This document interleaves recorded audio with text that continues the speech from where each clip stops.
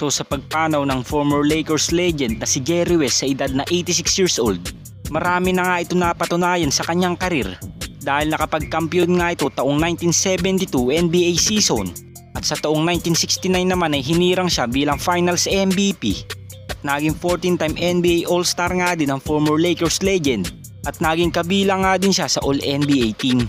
At matapos nga niyang magretiro bilang isang player, pinasok nga din ni Jerry West ang pagiging executive sa isang team na kung saan 8 beses nga siyang nakapagkampiyon at naging 2-time executive of the year pa ang former Lakers legend. At siya nga din ang dahilan kung bakit nakuha ng Golden State Warriors si Klay Thompson at Draymond Green.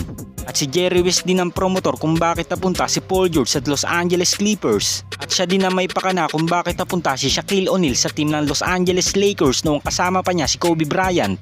At si Jerry West din na nag-recruit kay Kevin Durant sa Warriors. Kaya naman naging matagumpay noon ng Dubs nang magkampiyon sila ng 2 beses taong 2017-2018 NBA season. Well, sa daming ang nagawa ni Jerry West bilang isang player at executive, isang bagay nga ang kanyang nagawa na tumatak sa lahat, lalong-lalo na sa 2-time MVP na si Stephen Curry. At ito nga ay nang magtiwala siya sa batang Stephen Curry noon. Dahil noon nga noong hindi pa masyadong kilala ang Warriors, hindi nga nakikita ng iba na magiging magaling na player si Steph dahil sa height nga niyang 6'2" at payat na pangangatawan.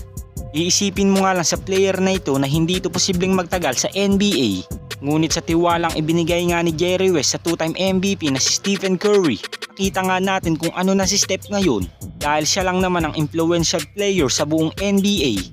At nakita nga lang natin sa mga center ngayon na tumitira na sila ng 3 na dati naman ay nag-aabang lamang ng mga rebounds at pumupuntos lamang sa ilalim ng basket.